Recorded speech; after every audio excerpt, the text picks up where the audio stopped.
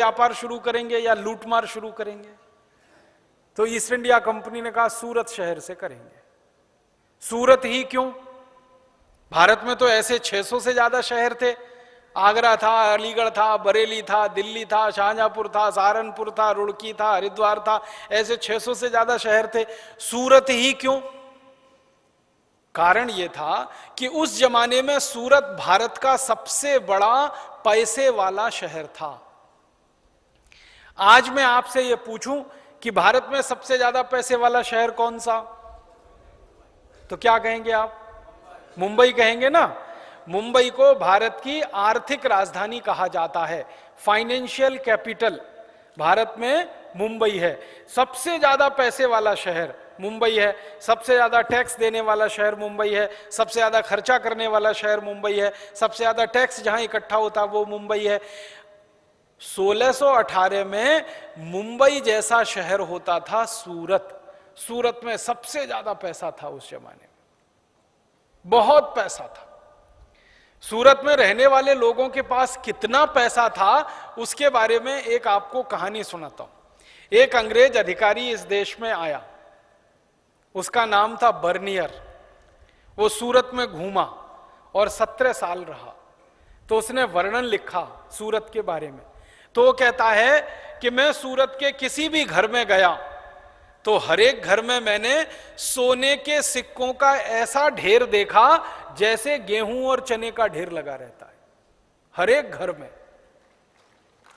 सोने के सिक्कों का ऐसा ढेर देखा जैसे घरों में गेहूं और चने का ढेर होता है। और बर्नियर अपनी डायरी में लिखता है कि सूरत के लोग इतने मालदार हैं, इतने पैसे वाले हैं कि किसी को पता ही नहीं है कि उसके पास कितनी संपत्ति है। वो अपनी डायरी में लिखता है कि मैंने बहुत लोगों के घरों में पूछा कि आपके पास कितने सोने के सिक्के हैं, तो हर एक ने मुझे जवाब दिया मालूम नहीं कितने सोने के सिक्के हैं, क्योंकि गिने नहीं है। और फिर वो बर्नियर कहता है यहां के लोग तो बोलते हैं कि ये सोने के सिक्कों को तराजू में तौल के रखते हैं, 10 किलो, 20 किलो, 50 किलो, 100 किलो, गिनने की फुर्सत नहीं है किसी के पास, इतने सोने के सिक्के घर घर में हैं। फिर वो अपनी डायरी में लिखता है कि अगर सूरत शहर को ही लूटना पड़े तो इसी एक शहर को लूटने में कम से कम 1000 साल लग जाएंगे, इतनी संपत्ति इस शहर में है। सूरत बहुत पैसे वाला शहर था। आप पूछेंगे भाई सूरत में पैसा कहां से आया, इतने सोने के सिक्के कहां से आए? सोने का सिक्का इस देश में सोना पैदा नहीं होता, आपको मालूम है? इस देश में सोने का उत्पादन ज्यादा नहीं होता। सोने की एक ही खदान है इस देश में, वो भी कर्नाटक में है, कोलार में एक ही खदान है, बाकी तो दूसरी है ही नहीं पूरे देश में। तो जिस देश में सोने की एक ही खदान हो वहां लोगों के घर घर में सोने का ढेर लगा हो, ये कहां से आया? सूरत उस समय का सबसे बड़ा व्यापारिक केंद्र था। जैसे आज मुंबई है ना व्यापार का केंद्र, वैसे सूरत था। भारत का सारा माल विदेशों में बिकने के लिए सूरत से ही जाता था, क्योंकि सूरत में बहुत बड़ा बंदरगाह हुआ करता था।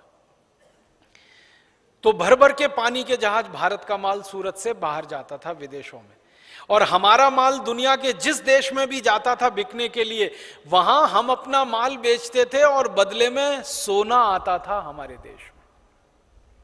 कारण क्या था? 16वीं शताब्दी और 17वीं शताब्दी में व्यापार में जो माध्यम था ना एक्सचेंज का, वो सोना था। जैसे आज व्यापार में माध्यम है रुपया, आप कोई चीज खरीदते हैं रुपए से, कोई चीज बेचते हैं रुपए में। 16वीं और 17वीं शताब्दी में कोई चीज खरीदी जाती थी सोने में और कोई चीज बेची जाती थी सोने में। तो भारत से तरह तरह की चीजें बिकने के लिए जाती थी। उसमें सबसे ज्यादा बिकने के लिए जाता था कपड़ा भारत का, क्योंकि भारत में कपड़ा सबसे अच्छी क्वालिटी का बनता था 17वीं शताब्दी में। आपको मालूम है भारत के कपड़े की कहानी? यहां पे ढाका की मलमल बनती थी। मलमल नाम सुना है? मलमल एक खास तरह का कपड़ा होता है। ढाका एक शहर था इस देश में जो बांग्लादेश का अभी हिस्सा हो गया, पहले वो भारत में था। तो ढाका की मलमल बनती थी और 15 मीटर लंबा मलमल के कपड़े का थान तह करते जाओ करते जाओ करते जाओ तो माचिस की एक डिब्बी में आ जाता था। इतनी बारीक बुनाई होती थी मलमल की। ढाका में मलमल बनती थी, सूरत में मलमल बनती थी, मालवा में मलमल बनती थी। आप में से कुछ कार्यकर्ता आए हैं मध्य प्रदेश से? मध्य प्रदेश में एक इलाका जिसको मालवा कहते हैं, इंदौर है, उज्जैन है, रतलाम है,